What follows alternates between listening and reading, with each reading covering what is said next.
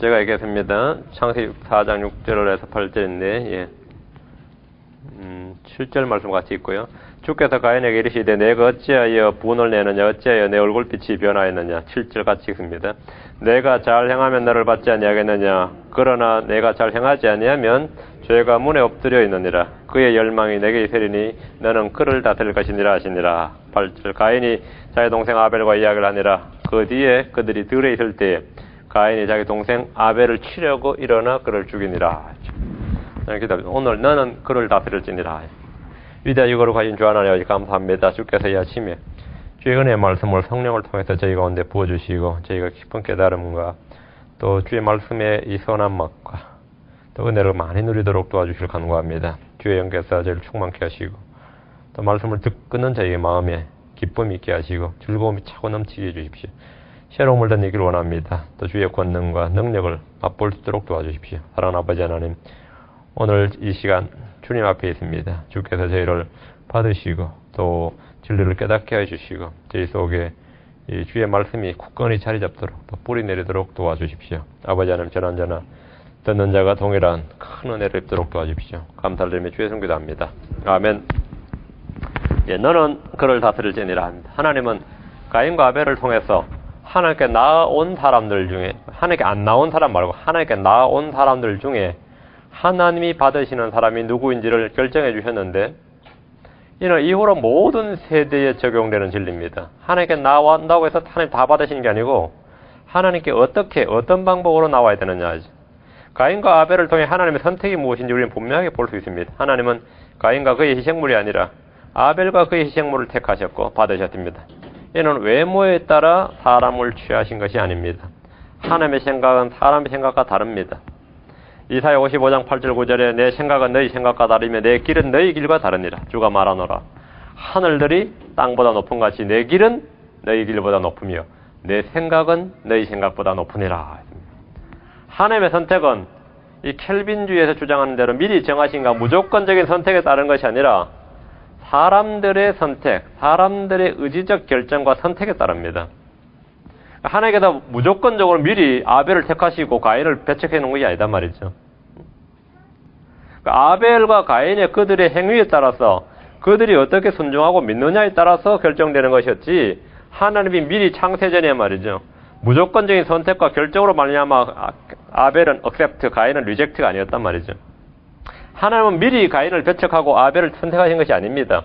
물론 우리는 에서와 야곱의 경우처럼 하나님의 부르심과 선택이 사람의 행위에 따르지 않는 경우를 봅니다. 그러나 구원의 문제를 비롯해 대부분의 경우는 사람의 선택에 따릅니다. 하나님의 기준은 사람의 기준과 다릅니다. 하나님의 판단은 사람들의 판단과 완전히 다릅니다. 가인과 아벨은 둘 다 주님께 나왔지만 둘 다 주님께 받아들여진 것은 아닙니다. 이것은 예정과 무조건적 선택에 따른 것이 아니라 그들의 믿음과 그 믿음에 따른 행위, 그들의 믿음에 따른 것이었다. 믿음과 순종에 관한 것이었다는 겁니다. 그 하나님의 선택이죠. 가인이 아닌 아벨이죠. 이스마엘이 아닌 이삭, 에서가 아닌 야곱, 루벤이 아닌 요셉, 엘리압이 아니라 다윗, 이런 것. 성경에 일반적으로 쫙 나오는 이 선택은 하나님의 선택의 기준과 성격을 볼 수 있는 것입니다. 하나님께서 세상에 많고 많은 민족들 중에서 한족도 아니고 게르만족도 아니고 그러다 한민족도 아니고 이집트도 아니고 아시리아도 아니고 바빌론도 아니고 이스라엘을 선택하셨어요. 세상에 많고 많은 민족들 중에 이스라엘을 택하신 것은 무엇 때문입니까? 이스라엘을 왜 택함 받았어요? 첫째, 그들이 가장 작고 연약한 민족이었기 때문입니다. 신명기 7장 7절에 주께서 너희를 친히 사랑하시고 너희를 택하신 것은 너희가 다른 백성보다 수가 많기 때문이 아니니라. 너희는 모든 백성들 중에서 수가 가장 적으니라 했습니다. 이스라엘은 한 명으로 시작했습니다. 한 명으로. 다른 그 당시 이미 민족들이 다 했을 때, 그죠? 하나님은 가장 적고 천하고 미약한 것을 택하십니다. 둘째, 주님 이스라엘 택할 때 그들이 의롭거나 올바르기 때문에 택하신 것이 아니라 약속 때문이었습니다. 신명기 9장 5절 6절에 보면 내가 가서 그들의 땅을 소유하는 것은 내가 의롭거나 내 마음이 올바르기 때문이 아니요 오직 이 민족들이 사악함으로 주 내 하나님께서 그들을 내 앞에서 쫓아내시기 때문이니 이것은 주께서 내 조상 아브라함과 이삭과 야곱에게로 맹세로 하신 말씀을 친히 이루려 하심이니라. 그러므로 너는 깨달을지니 곧 주 내 하나님께서 내게 이 좋은 땅을 소유로 주시는 것은 내가 의롭기 때문이 아니니라. 내가 의롭기 때문이 아니라 너는 목이 뻣뻣한 백성이니라. 그러니까 이스라엘은 사람 악하기 때문에 목이 뻣뻣한 백성이기 때문에 택함 받은 겁니다. 외모로 볼 때는 도저히 택함 받을 수 없는 족속이었죠. 너는 목이 뻣뻣한 백성이니라. 우리 주님께서 사도들을 택하실 때 또는 제자들을 부르실 때도 그 선택 기준이 그대로 적용됐습니다. 우리가 택함 받은 이유는 우리가 크고 힘있고 강하고 부유하고 잘났고 의롭기 때문이 아닙니다. 우리 전부 고린도서 1장 26절 28절 고린도서 1장 26절 28절 이스라엘의 선택이나 크리스천의 선택이나 동일합니다.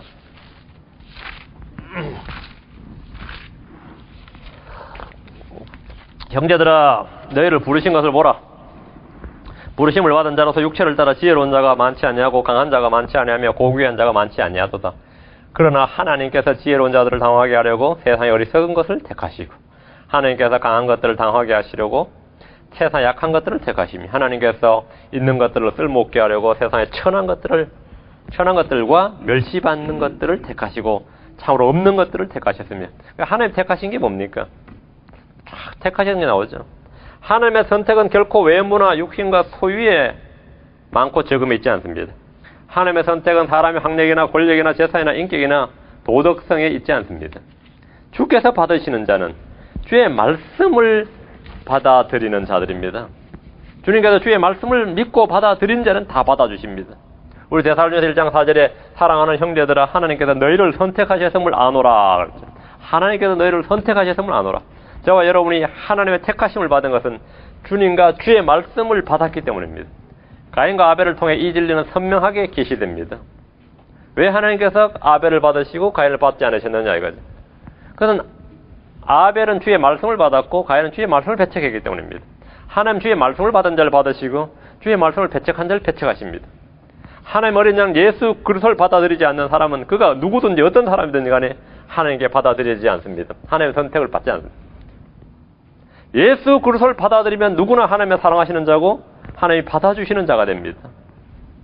요한복음 1장 11절 12절 하나님의 선택 기준은 뭐냐죠? 하나님은 어떤 사람을 택하시고 어떤 사람을 받아주시느냐? 하나님이 정하신 하나님의 말씀을 받아들이는 사람을 받아들여요. 요한복음 1장 11, 12절 그분께서 자기 백성에게 오시며 그분의 백성이 그분을 받아들이지 아니하였으나 그분의 백성이 예수님을 받아들이지 않았어요. 그러면 당연히 하나님도 당연히 그들 받지 않습니다. 곧 그분을 받아들인 자, 곧 그분의 이름을 믿는 자들에게는 다 하나님의 아들이 되는 권능을 그분께서 주셨으니 그분의 이름을 믿는 자들에게 뭐라고요? 하나님께서 받아주셨다. 하나님의 말씀을 받아들이지 않으면 하나님께서 받아주시지 않습니다. 하나님이 보낸 대언자나 증인들을 받지 않으면 하나님께서 그들을 받아주시지 않습니다. 주님은 제자들에게 말씀하시기를 누구든지 너희를 받아들이려 하지 아니하거든 너희가 그 도시에서 나갈 때 너희 발에서 그 먼지를 떨며 그들을 대적할 증거로 삼으라 하시니. 주님께서 보내신 자를 받지 않으면 당연히 주님은 그들을 받지 못하십니다. 하나님께 받아들여지는 방법은 먼저 자신이 하나님과 그분의 말씀을 받아들이는 겁니다. 그럼 하나님께서 그를 받아주시는 겁니다. 다른 방법이 없죠. 자, 창세기 4장 6절 와서 주께서 가인에게 이르시되 내가 어찌하여 분을 내느냐 어찌하여 내 얼굴빛이 변하였느냐 했죠. 가인은 자신과 자신의 희생물이 주께 받아들여지지 않는 것을 보고 얼굴빛이 변하고 막 하나님께 분을 냈습니다. 분노했다 이거죠. 성경은 죄인들을 향한 분노한 하나님의 모습보다 하나님을 향한 분노한 죄인들의 모습이 훨씬 많이 나옵니다. 특이하게도 그래요. 분노한 하나님의 보다는 뭐죠? 분노한 사람이죠. 분노한 죄인들의 모습. 성경은 죄인들을 향해 분노한 하나님의 모습은 심판 때에 그렇죠. 그 전에는 없는 항상 오래 참으시고 긍휼이 많으신 분으로 나오죠. 그러나 평소에 사람들은 이 죄인들은 하나님 향해서 분노합니다. 하나님 살아계시면 이럴 수가 있느냐? 하나님 어떻게 이럴 수가 있느냐? 하나님께 분노하고 불평해요. 사람은 누구나 자신이 거절되고 배척당할 때 분노를 동반한 깊은 좌절감을 느낍니다. 가인은 자신과 자신의 희생물이 거부된 것을 금방 알았습니다. 불로 응답하신 하나님께서 아벨 희생물 위에는 응답하셨지만 가인이 드린 희생물 위에는 아무런 응답이 없었기 때문입니다. 하나님을 향해 분노하는 가인을 향해서 내가 어찌하여 분을 내느냐? 어찌하여 내 얼굴빛이 변하였느냐? 이랬어요. 아주 기가 막힌 말이에요. 주님이 지금 가인을 다 보고 계시는 거죠. 뿐만 아니라 가인의 행동과 말만 보신 게 아니라 지금 뭘 본 거예요? 가인의 속마음과 감정 상태를 지금 다 보고 계시는 거예요. 그래요? 내가 어찌하여 주님께서 가인의 그 얼굴빛을 지금 안색을 지금 보고 계신 거죠. 어찌하여 변했느냐? 왜 분을 내느냐? 왜?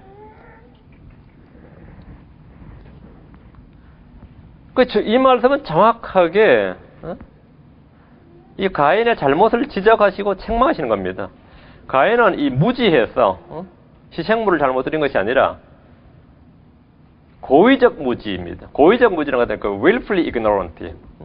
고의적인 무지고 무시고 반역을 한 것이었습니다. 자기 의를 세우기 위해서 하나님의 의를 거절한 것입니다. 주님 가인에게 회개의 기회를 주었고 잘못을 돌이켜서 바르게 행하도록 죄를 책망하셨습니다. 믿음으로 행하지 않고 이 멋대로 행하는 가인을 향해서 주님은 긍휼과 은혜를 보이신 겁니다.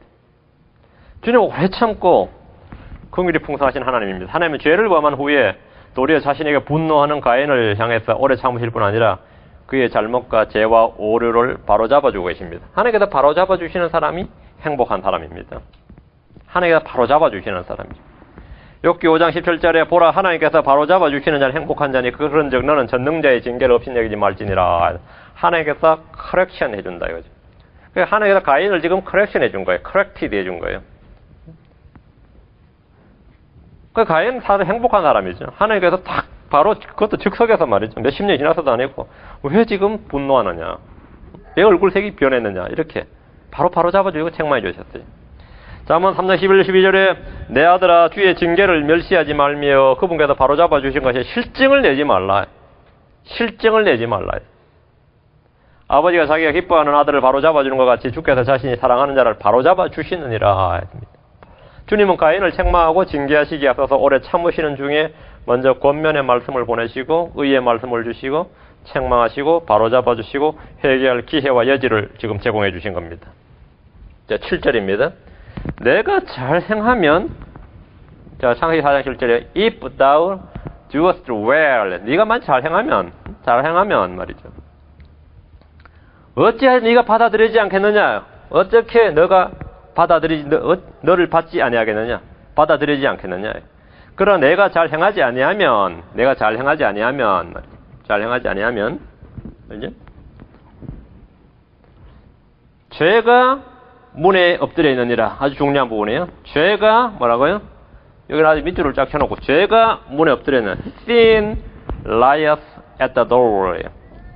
죄가 문에 엎드려 있느니라. 죄가 문에 엎드려 있느니라. 잘 행하지 않으면 뭐라고요? 죄가 문에 엎드려 있느니라. 그의 열망이, 이 부분 아주 중요합니다. 그것의 열망이 아니고 his desire예요. its desire가 아니고 his desire. And unto thee shall be his desire. sin이 지금 뭐죠? it이 아니라 his로 바뀌었어요. his. 인칭대명사로 바뀌었어요. 인격화되어 있는 퍼스널리제이션 된 거죠. 죄가 그것이 아니라 그의 열망이 and thou shalt rule over it이 아니고 rule over him이죠. 너는 그를 다스릴지니라. 됐죠? 그것을 다스릴지니라가 아니라 그를 다스릴지니라예요. 자, 죄는 인격적이고 권능이 있고 욕망이 있고 뭐가 있어요. 그게 그래 힘이 된 거죠. 힘이 된 거예요. 주님은 가인과 그의 희생물을 받지 않으시는 이유를 분명하게 알려주셨는데 그게 뭐죠? 내가 잘 행하면 너를 받지 않겠느냐. 결국 네가 지금 잘못 행했다 그 말이에요. 내가 지금 잘못 행했다 이거예요. 이 말씀은 가인이 주의 말씀과 주의 뜻을 알면서도 바르게 행하지 않았음을 보여주는 겁니다. 왜 너는 내가 말한 대로 듣고 행하지 않느냐 이거죠. 가인은 주님께 나올 때 무엇을 희생물로 드려야 할지 알고 있었음에도 불구하고 자신이 정한 방법대로 자신이 일한 것들인 땅의 소산물을 가지고 주님께 나왔고 그걸 바쳤습니다. 그리고 주여 accept me 나를 받아주소서 한 거예요. 그 주님이 당연히 못 받으시는 거죠. 그거는 너의 방법이다 이거야. 가인은 그냥 하나님의 방법 필요 없다. 나는 I will go on my way. 내 길로 간다 이거. 내 길로 간다. 그냥 my way가 있었단 말이야. 그걸 성경은 카인스 웨이라 그래. 가인의 길로 그냥 간다. 난 내 방법 갖다 간다. 하나님께 나를 받으시라 이거야. 주님도 당연히 못 받는 거죠. 주님께 드릴 희생물을 가인은 자신 스스로 결정했습니다. 이 계시의 종교는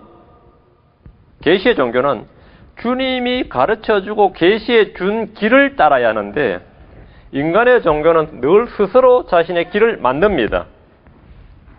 가인은 하나님의 방법, God's way가 아니라 하나님의 방법을 버리고 자신의 방법을 따라갔습니다. 가인은 어린 양의 피와 죽음 대신에 자신의 땀과 노력과 수고를 받아주실 것을 주님께 간구했습니다. 그러니까 주님께서 내가 잘 행하면 이는 이 행위 구원을 말하는 것이 아닙니다. 육신의 행위로는 아무도 의롭게 될 수 없습니다. 누구도 주님께서 그걸 받으실 수 없어요. 율법의 행위로는 아무 육체도 의롭게 될 수 없습니다. 그럼 하나님이 받으시는 이 잘 행하면 doing well 할 때 well doing이 뭐냐? 잘 행하는 것이 뭡니까? 자기 생각을 버리고 자기 길을 버리고 주의 말씀을 듣고 그대로 행하는 겁니다. 그게 doing well이에요.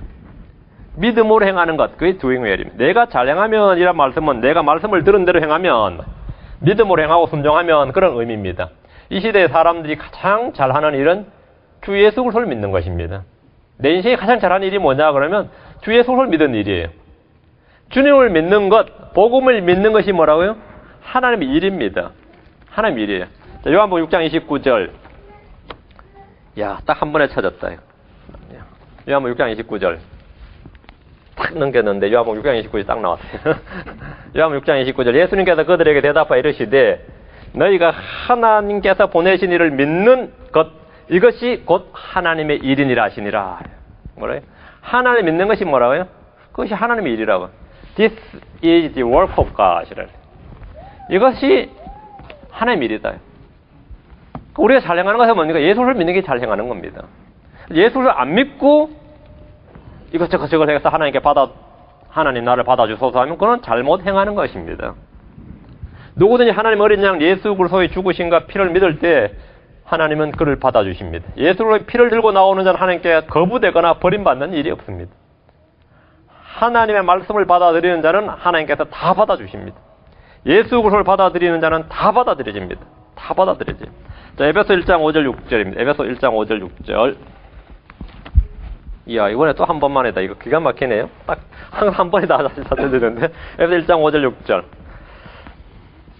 자신의 크게 기뻐하시는 뜻에 따라 우리를 예정하사 예수 그리스도를 통해 자신의 아이로 입양하심으로 자신의 은혜의 영광을 찬양하게 하려 하셨느니라. 다음 5절. 그 은혜 안에서 그분께서 그 사랑하시는 자 안에서 우리를 받아주셨으니 우리를 He has made us accepted. 우리를 뭐라? 받아들여 주셨다. 주님 우리를 받아주시기 위해서 다 내게로 오라. 다 내게로 오라. 주님은 하나님의 받아주시는 해를 선포했고 지금이 바로 받아주시는 때임을 선언하셨습니다. 보라 지금이 받아주시는 때요.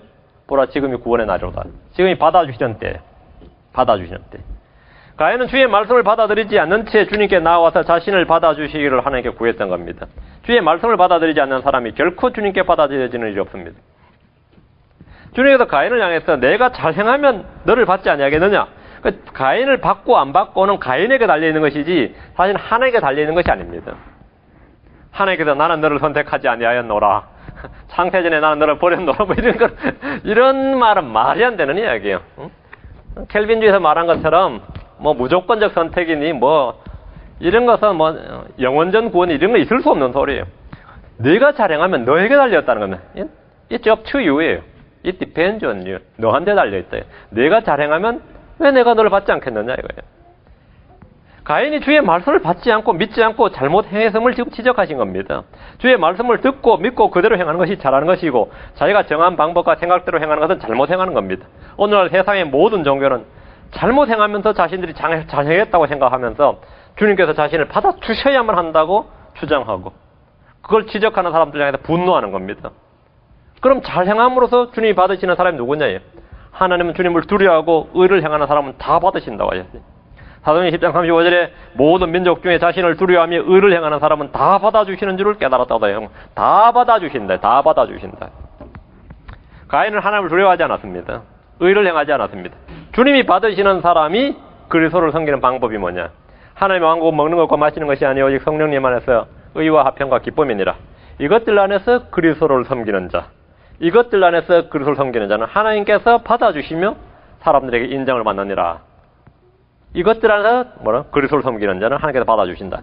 크리스천들이 이미 주님께 받아들여진 사람들로서 주님이 받으시는 경배, 주님이 받으시는 기도, 주님이 받으시는 묵상과 생각과 말과 이 희생물을 드려야 됩니다. 모든 게 다 마찬가지입니다. 다시 7절, 창세기로 다시 7절, 4장 7절. 그러나 내가 잘 행하지 아니하면, if thou doest not well, 네가 잘 행하지 아니하면 죄가 문 앞에 엎드려 있느냐. sin 뭐라고요? lieth at the door. 죄가 문 앞에 엎드려 있느냐. 잘 안 행하면 뭐가요? 죄가 문 앞에. 잘 행하면 주님이 받아주시고, 잘 행하지 않으면 죄가 문 앞에 엎드려 있느니라 그랬죠. 그의 열망이 내게 있으리니 너는 그를 다스릴 것이니라 하시니라. 성경에서 이제 죄란 단어, sin이란 단어가 지금 처음 등장합니다. 얘가 처음이에요. first appearance에 처음 등장했어요. 주님께서 죄에 대해서 지금 이제 언급하셨습니다. 죄가 뭡니까? 죄가 뭐예요? 성경에서 죄라는 게 굉장히 많이 나오는데, 죄가 뭔지 그냥 아는 대로 한번 말씀해 보세요. 죄가 뭡니까? 오케이, 죄가 아주 좋은 말로. 하나님 말씀대로 하지 않는 거 불순종이죠. 죄 맞습니다. 선민형제, 죄가 뭐예요? 같은 죄가 예. 오케이, 예, 로마 14장 3절. 믿음에서 하지 않는 모든 게 죄니라. 요한일서는 모든 불의가 죄니라 그랬죠. 요한일서 3장에서는 모든 율법을 범하는 것이 죄는 율법을 범한 것이니라 했죠. 사무엘은 기도를 쉬는 것이 죄다 그랬죠. 잠언에서는 거만한 눈빛과 교만한 마음과 사악한 자의 쟁기질은 죄니라 그랬고, 야고보서는 선을 행할 줄 알고도 행하지 않으면 그것이 그에게 죄가 되느니라. 그것도 죄고, 잠언 24장 9절에는 어리석은 생각은 죄요. 그 생각도 죄, 어리석은 생각은 그 자체가 죄예요. 하나님 없다, 부활 없다, 이런 게 어디 성경이 사실이냐, 이게 다 어리석은 생각인데 그것은 죄다 그래. 그 자체 생각 그 자체가 죄다. 어리석은 생각 죄요. 건전한 생각, 영적인 생각이 아닌 육신적인 생각은 그것만으로도 죄입니다. 성경은 죄에 대해서 다양하게 말합니다. 그런데 가장 결정적인, 죄에 대한 가장 결정적인 신약에서 우리 주 예수님께서 말씀하신 바 가장 결정적인 죄에 대한 정의, 그게 뭡니까? 요한복음 16장 9절에서 가장 죄에 대하여 하면 그들이 나를 믿지 아니하기 때문이에요. 예수를 믿지 않는 것, 그것이 바로 죄입니다. 그것이 바로 죄예요. 예수를 믿지 않는 게 죄입니다. 살인이나 간음이나 도둑질이나 거짓말이나 음행이나 탐욕이나 우상 숭배나 여러 가지 사람이 생각할 때 이 악행들 모든 죄는 다 용서를 받고 구원을 받을 수 있지만, 주 예수를 믿지 않는 죄는 구원을 받을 수가 없습니다. 방법이 없어요. 주 예수를 믿지 않는 죄는 구원받을 수가 없어요. 주 예수를 불신하는 죄야말로 성경이 말하는 용서받지 못한 unpardonable sin이죠. 용서받을 수 없는 죄가 됩니다.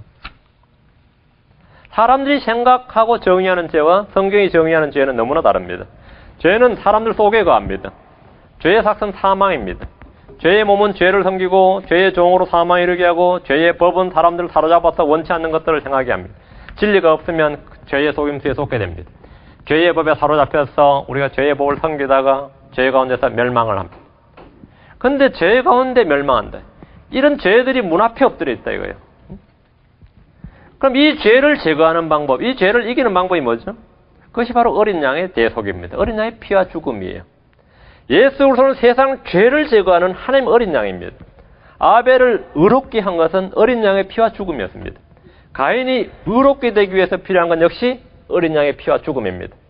가인이 잘 행하면 그는 주님께 받아들여지지만, 잘 행하지 않으면 죄가 문 앞에 엎드려 있습니다. 죄가 문 앞에 있다. 잘 들래? 죄가 문에 엎드려 있느니라. 죄가 문에 엎드려 있느니라 말씀은 흔히 난해 구절로 칩을 내지만 그렇지 않습니다. 문은 집이나 성소로 들어가는 입구입니다. 그렇죠? 자, 우리가 이 관련 구절 보면 쉬워요. 심판자이신 하나님은 문 앞에 서 계신다 그랬죠. 야고보서 5장 9절에 형제들아 서로 불평하지 말라. 그리하여야 너희가 정죄를 받지 아니라 보라, 심판자께서 문 앞에 서 계시느니라 그랬죠. 심판자께서 뭐라고요? 문 앞에 서 계시느니라. 그러니까 지금 형제들이 서로 불평할 때 심판자는 어디서 계신다고요? 문 앞에 서 계신다고. 맞죠? 계시록 3장 10절에 보라 내가 문에 서서 두드려 노니 누구든지 내 음성을 듣고 문을 열면 내가 그에게로 들어가 그와 함께 만찬을 먹고 그는 나와 함께 먹으리라. 주님이 어디 계신다고? 문 앞에 서 계신다 그러죠. 그렇죠? 문에 서 계신다.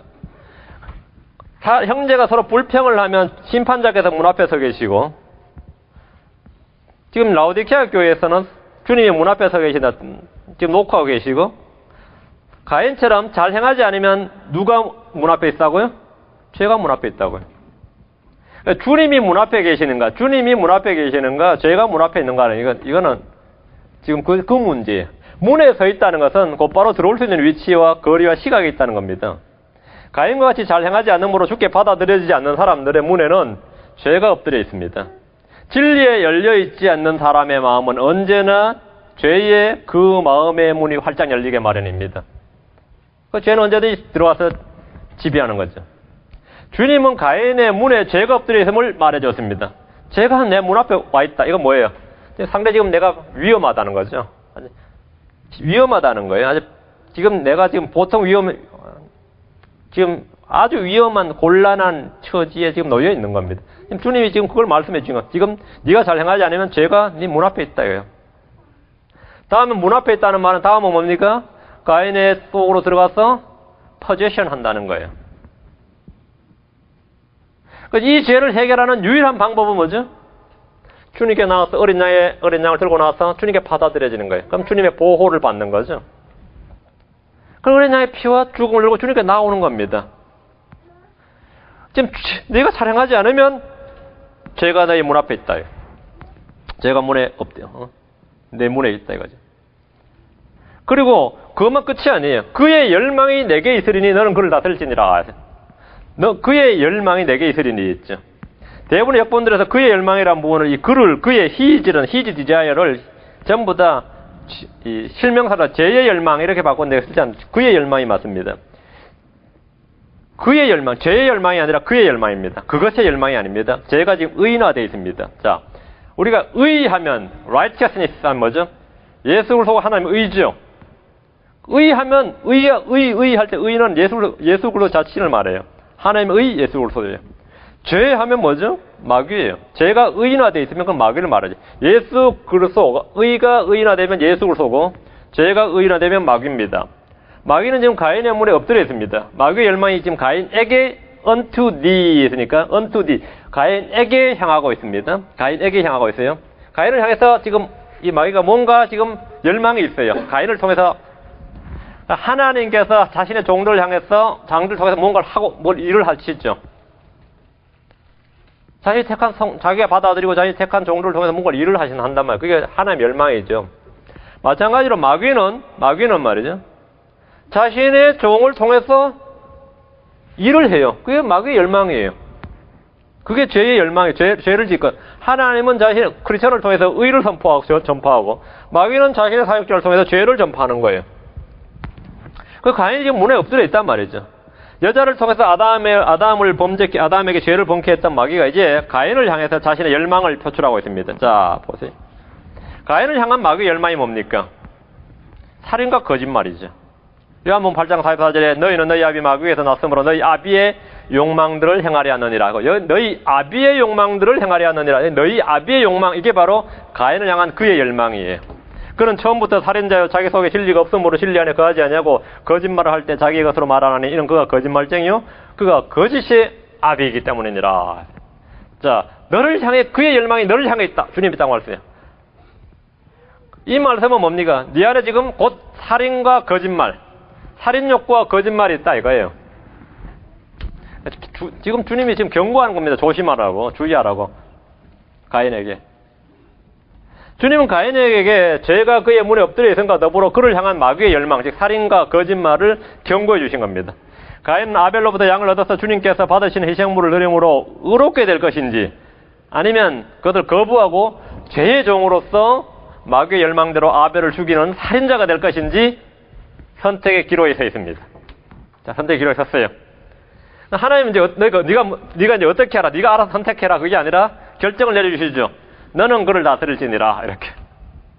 너는 그를 다스릴지니라 이렇게 말씀하심으로써 죄의 욕망, 즉 자신을 향한 마귀의 열망을 이길 것을 말씀하십니다. 죄와 육신과 세상을 이기는 유일한 방법이 뭡니까? 믿음입니다. 그게 믿음이에요.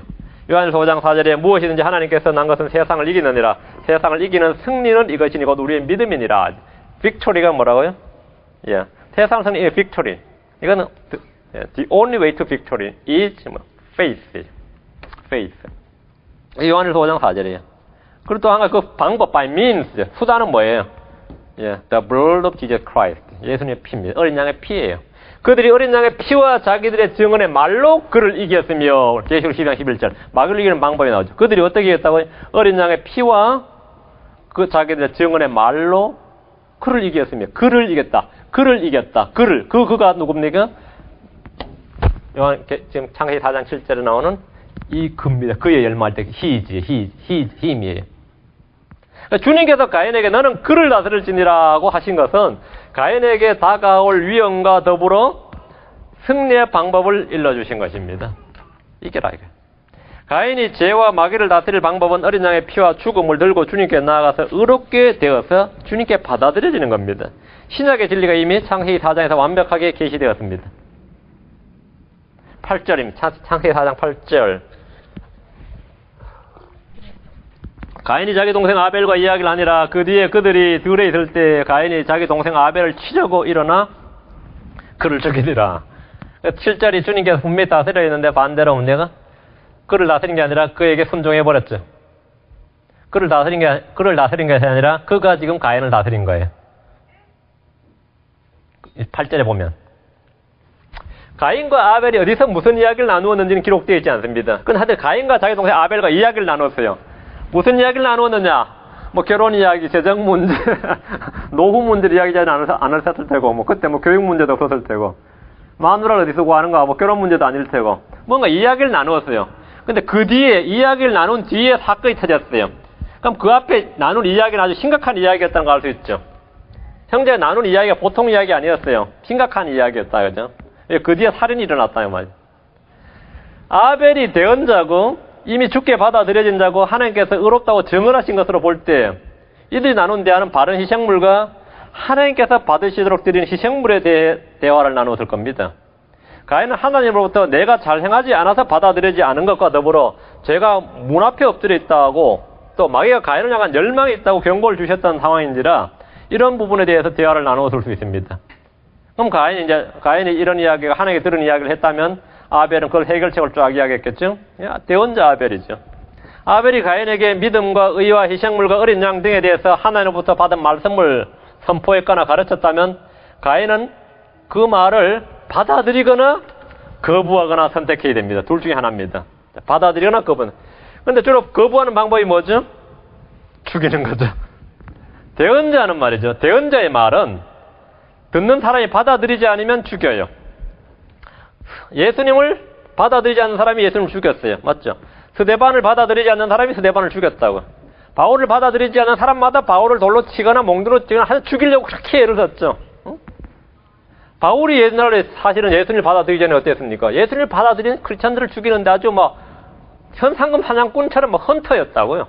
응? 크리스천들 잡는 유능한 사냥꾼이었는데 자기가 예수님을 믿어버리니까 반대로 헌팅을 당하는 거죠. 평생을. 이게 참 희한하게도 그래요. 예수님, 의, 피, 믿음, 어린 양 이런 것에 대한 이야기는 흑백이 분명합니다. 선택이 분명해요. 하나님은 가인에게 너는 그를 다스릴지니라 이렇게 명령하셨지만 가인은 주님의 말씀에 순종하지 않았습니다. 죄를 불러들였고 문을 활짝 열어서 문 앞에 엎드려 있는 게 아니라 아예 자기 안에 불러들였고 마귀를 다스린 것이 아니라 마귀의 다스림을 받았습니다. 가인과 아벨이 대화를 나눈 후 얼마의 시간이 지났는지 모릅니다. 성경은 단지 그 뒤에라고만 되어 있습니다. 대화를 나누었어요. 가인이 아주 흥분한 상태겠죠? 또는 아주 분노한 상태입니다. 가인과 아벨의 대화를 통해 가인이 회개를 하거나 마음을 새롭게 함으로 변화를 받지 못했습니다. 도리어 아벨을 시기하고 미워했을 뿐입니다. 가인의 문에 엎드려 있던 죄는 이제 가인의 마음속에 왕자를 차지했습니다. 그 뒤에 그들이 들에 있을 때 가인이 자기 동생 아벨을 치려고 일어나 그를 죽이니라 했습니다. 가인을 향한 마귀의 열망은 마침내 가인을 통해서 열매를 맺었습니다. 죄는 자라납니다. 죄는 그로업이에요. 자라나요. 죄가 완료되면, sin is finished. 죄가 완료될 때는 뭐가 되라고? 사망을 낳습니다. 가인은 얼떨결에 우발적으로 흥분해서 아벨을 죽인 것이 아닙니다. 가인은 하나님께 자신의 죄와 잘못을 지적받았지만 인정하지 않았고 회개하지 않았습니다. 가인은 아벨과 대화를 했지만 역시 자신의 죄를 슬퍼하거나 잘못을 고치려 하지 않습니다. 하나님과 직접 대화를 해도 안 들었던 가인이 동생 아벨과 대화를 해서 들을 리가 없죠. 가인은 아벨과 대화를 했지만 역시 아무 소용이 없었다 이거죠. 가인 속에 있던 분노와 미움과 시기는 점점 커졌습니다. 그 열매가 살인입니다. 그죠? 이 부분에 대해서 사도 요한이 말했지. 요한일서 3장 12절에 가인과 같이 되지 말라. 그는 저 사악한 자에게 속하여 자기 형제를 죽였는데 그가 무슨 이유로 그를 죽였느냐? 해퍼닝이었다, 액시던트였다, 그게 아닙니다. 자기 행위는 악하되 자기 형제 행위는 의로웠기 때문이니라. 이게 성령께서 정확하게 그 상황을 지금 계시해서 기록해 주신 겁니다. 또 요한일서 3장 15절에 누구든지 자기 형제를 미워하는 자는 살인하는 자니 살인하는 자 속에 영원한 생명이 거하지 아니한 줄 너희가 아느니라. 자기 형제를 미워하는 자는 살인하는 자니. 가인은 형제를 미워했다. 아벨을 미워했다 이거예요. 미워했다. 형제를 사랑하면 자기 형제를 위해서 자기 목숨을 내어놓고 형제를 미워하면 자기 형제의 목숨을 빼앗습니다. 의인은 희생을 낳고 죄는 살인을 낳습니다. 사랑은 자기가 죽고 미움, 시기는 남을 죽입니다. 구약 성경에 처음 나온 형제가 가인과 아벨의 형제죠. 그 처음 나온 형제는 형이 동생을 죽이는 것으로 시작됩니다. 형이 동생을 죽이는 것이 시작돼요. 신약 성경에 처음 나온 형제는 누구죠? 베드로와 안드레죠. 안드레와 베드로, 요한과 야고보인데 신약 성경에 처음 나온 형제는 안드레가 형이고 베드로 동생, 형이 동생을 구원하는 것으로 시작됩니다. 구약과 신약의 차이죠. 형의 동생 안드레가 베드로를 피싱하는 거죠. 형의 동생을 구원하는 것으로 시작됩니다.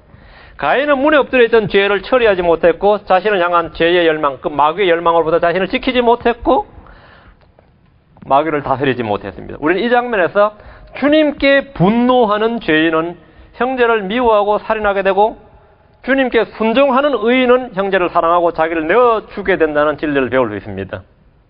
하나님과의 관계상의 문제는 반드시 그 열매가, 그 삶이 현실에서 드러난다 이런 말입니다. 현실에서. 내가 하나님을 사랑하고 하나님께 순종하고 하나님과의 관계성이 어떻게 되면 현실에서 그게 나타나요. 하나님과 나의 관계성이 틀어지면 현실에서 그게 죄로 나타나는 겁니다. 가인의 문제는 사실 아벨과의 문제 이전에 뭐가 문제였습니까? 하나님과의 문제였죠. 하나님과의 문제였단 말이죠. 사람이 하나님과 어떤 관계를 맺느냐에 따라서 사람과 사람, 이웃과 형제를 향한 관계가 결정되는 것을 알 수 있습니다. 하나님과 어떤 관계? 내가 하나님과 화평의 관계냐? 하나님과 사랑의 관계냐? 하나님과의 믿음의 관계? 하나님과의 나의 관계가 어떠하냐에 따라서 사람과의 관계가 결정돼요. 여러분 하나님과의 관계가 화평하고 하나님을 사랑하고 순종하고 하나님께 내가 받아들여지고 하나님이 이렇게 하나님과 내가 완전히 일치하고 이렇게 커뮤니언이 말이죠. 아주 이 교제가 잘 펠로십이 아주 친함이 있고 펠로십이 잘 되면 사람과 사람의 문제 다 해결되는데요. 다 해결돼요. 다 화평하고 그렇게 돼요. 참 오래 참고 견디고 되는데 그러니까 나와 하나님과의 관계가 별로 지금 안 좋으면 멀쩡한 사람들한테 성질을 팍팍 내고 말이죠. 그래요. 제가 어떤 불신자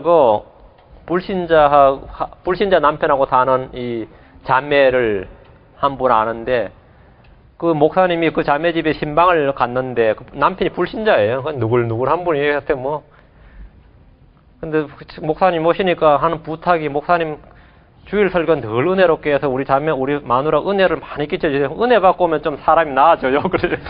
불신자 남편이 목사님한테 교회 갔다 우리 자매라고 하죠. 우리 마누라가 목사님 설교에 소위 은혜를 받았다 좋았다 그러면 좀 한 주간 좀 나았고 그렇지 않으면 내가 아주 죽어나니까 목사님 은혜롭게 설교해 주세요. 그랬다는 거예요.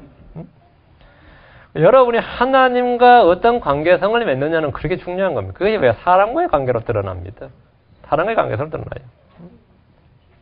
하나님과 불화하고 다툼이 있으면 인간관계 역시 마찬가지로 파탄이 납니다. 하나님께 진실하지 못한 사람은 당연히 사람과 사람 사이에 거짓말하고 사기치고 이렇게 하죠. 하나님 앞에 정직하고 진실하면 사람 사이에 당연히 정직하고 진실함이 나타납니다. 하나님과 화평하면 될 수 있는 한 가능한 한 이웃 사람과 화목하고 화해하고 그렇게 화평하고 오래 참고 견딥니다.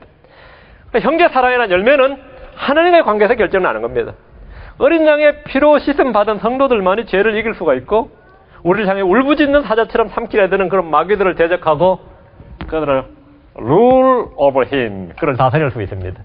이것이 바로 어린 양의 피와 그 죽음의 능력이에요. 십자가의 능력입니다.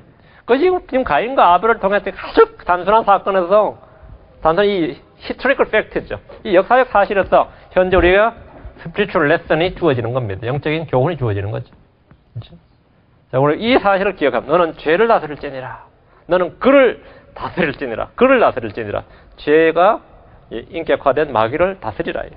그 마귀의 열망이 우리를 향한 마귀의 열망이 우리를 향해서 드러나거나 실현되지 않도록 해야 됩니다. 우리를 향한 하나님의 열망이 성령의 열망이 드러나야 됩니다. The desire of Christ. 예수님의 욕구, 하나님의 욕구가 우리를 향해서 드러나야 됩니다. 그냥 기도합시다. 주 하나님께 감사합니다. 주께서 복을 주셔서 저희로 하여금 참 하나님의 도구, 예수 그리스도의 병기, 의의 병기가 되게 하시고 의의 도구가 되게 하셔서 우리를 향한 하나님의 뜻이, 하나님의 계획과 목적이 아버지 하나님 온 세상에 모든 사람을 향해 드러나게 하여 주시고 주께서 저희 하나님이신 것과 저희들이 주의 종인 것, 하나님의 자녀인 것, 형제 사랑을 통해서 아버지 다 드러나게 해주시옵소서. 아버지 하나님, 사랑은 그리스도의 표지라고 했습니다. 너희가 서로 사랑하면 사람들이 세상에 너희가 그리스도의 제자인 줄 알리라 이렇게 말씀했습니다. 저희는 외적인 모습으로서가 아니라 참된 사랑으로서 하나님의 그 사랑으로서 저희가 그리스도를 증언하고 생명의 서신임이 드러나기를 원합니다. 하나님 도와주십시오. 감사드리며 주의 이름 기도합니다. 아멘.